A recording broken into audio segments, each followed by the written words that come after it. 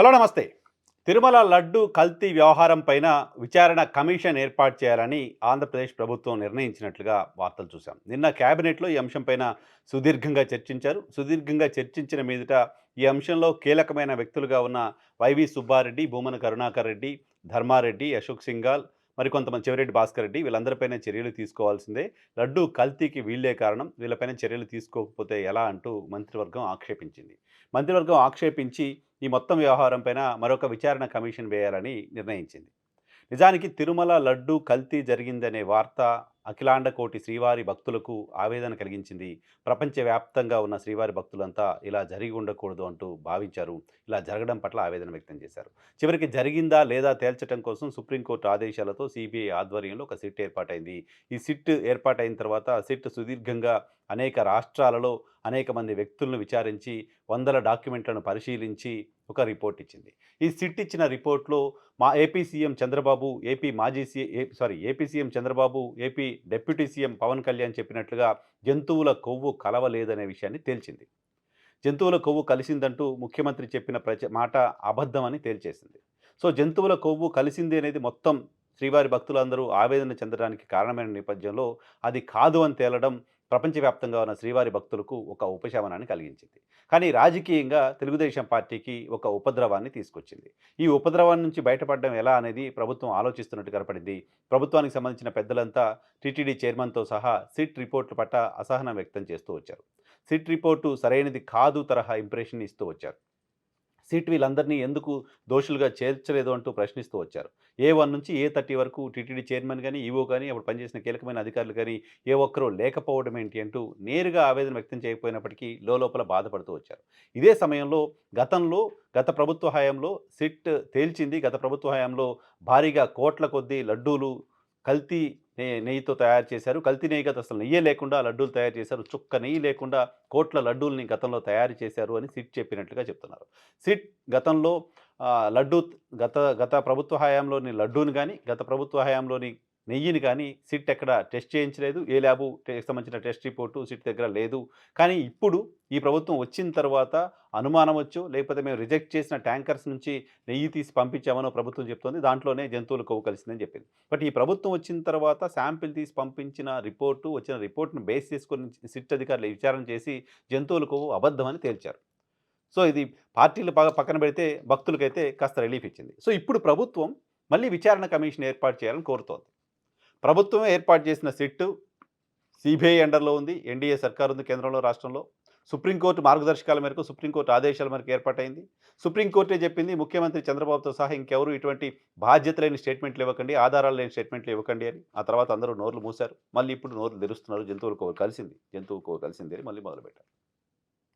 So, ఇప్పుడు విచారణ commission వేయాల్సిన అవసరం ఏంటి అనే ఒక మౌలికమైన ప్రశ్నకు ప్రభుత్వం ఆన్సర్ చేయాల్సి ఉంటుంది. విచారణ కమిషన్ ఎందుకు అవసరం ఉంది? సిట్ సరిగా విచారణ చేయలేదనుకుంటున్నారా? సిట్ మీరు ఏర్పాటు చేశారు. సీబీఐ ఆధ్వర్యంలో నడిచింది. సుప్రీంకోర్టు ఆదేశాల మేరకు నడిచింది. మరి సిట్ ఎందుకు పట్టించుకోలేదు?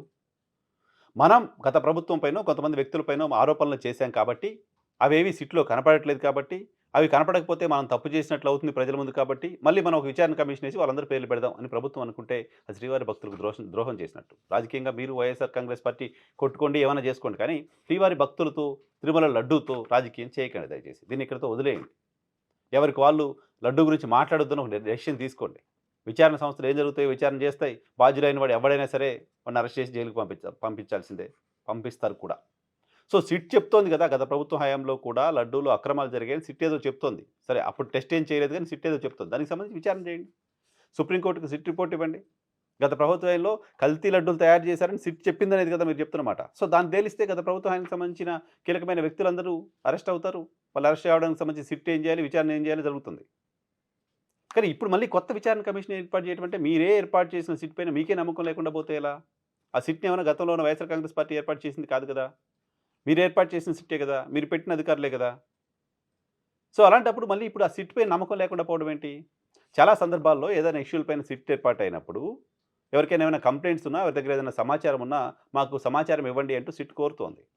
మీ ప్రభుత్వం ఏర్పాటు చేసిన సిట్‌కి మీ దగ్గర అడిషనల్‌గా ఉన్న సమాచారం ఏమైనా ఉంటే ఇవ్వండి సిట్‌కి. సిట్ ఒక ఛార్జ్ షీట్ ఫైల్ చేసింది. అడిషనల్ ఛార్జ్ షీట్ మళ్ళీ రిపోర్ట్ మళ్ళీ ఇస్తుంది. దానిలో ఇంకేమైనా మెన్షన్ చేస్తుందేమో కదా!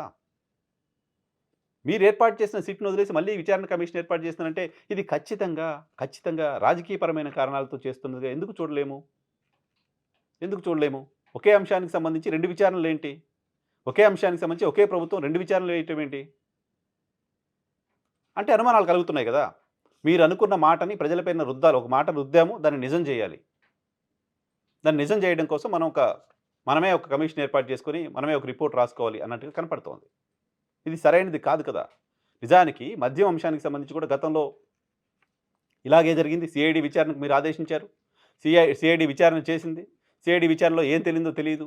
సీఐడీ విచారణలో ఏం తేలట్లేదు కాబట్టి మళ్ళీ సిట్ ఏర్పాటు చేశారు. ఆ సిట్ మద్యం కేసులో ఆంధ్రప్రదేశ్‌లో అనేక మందిని అరెస్ట్ చేసింది. అదే సీఐడీ చేయలేకపోయింది. ఒకే అంశానికి సంబంధించి సీఐడీ విచారణకు మీరు ఆదేశించి మద్యం విషయంలో, ఆ తర్వాత సిట్‌ని ఏర్పాటు చేసి సిట్ ద్వారా చేయించారు. ఇప్పుడు సిట్ ఏర్పాటైంది. లడ్డూ కల్తీ లడ్డూ అంశానికి సంబంధించి సిట్ ఏదో తేల్చింది. దాన్ని పక్కన పెట్టి అది మీకు అనుకూలంగా లేదు కాబట్టి, మీరు చెప్పినవేవి దాంట్లో కనపడట్లేదు కాబట్టి, మీరు అనుకున్న వ్యక్తులను దోషులుగా చూపించలేదు కాబట్టి, అదంతా జరగాలంటే మనం ఇంకో విచారణ కమిషన్ ఎయ్యాలని మీరు భావిస్తున్నట్టు ఉంది.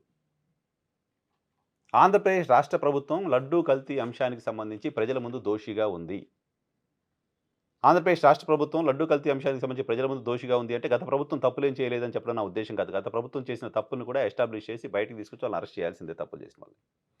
కానీ బాధ్యత లేకుండా, ఎటువంటి విచారణ లేకుండా, ఏమీ లేకుండా జంతువుల కొవ్వు కలిసిందని మీరు చెప్పిన మాట అనేక మంది భక్తులను క్షోభకు గురి చేసింది. అది మిమ్మల్ని విలన్లుగా చిత్రీకరించింది శ్రీవారి భక్తుల ముందు. ఇప్పుడు అది లేదు అని తెలిసేసరికి గగ్గోలు పెడుతున్నారు, నానా యాగి చేస్తున్నారు. ఇది కూడా ప్రజలకు కనపడుతోంది. ప్రజలకు అర్థమవుతోంది.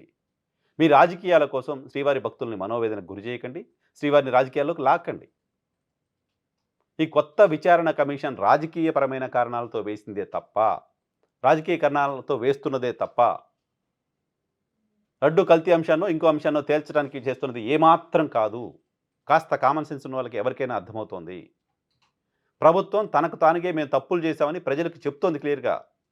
ఇంకో కమిషన్ వేయడం అంటే మీరు తప్పు చేసినట్టుగా ప్రజలకు ఒక ఆన్సర్ చెప్పడమే. మనం అనుకున్నది రాసిచ్చే వాళ్ళు లేరు కాబట్టి, మనం వేసిన కమిషన్ రాసి ఇవ్వలేదు కాబట్టి, మనం అనుకున్నది రాసిచ్చే మరో కమిషన్‌ని వేద్దామని ప్రభుత్వం భావిస్తుందా అలాంటి ఒక ఇంప్రెషన్ కలుగుతోంది జరుగుతున్న పరిణామాలను బట్టి చూస్తే.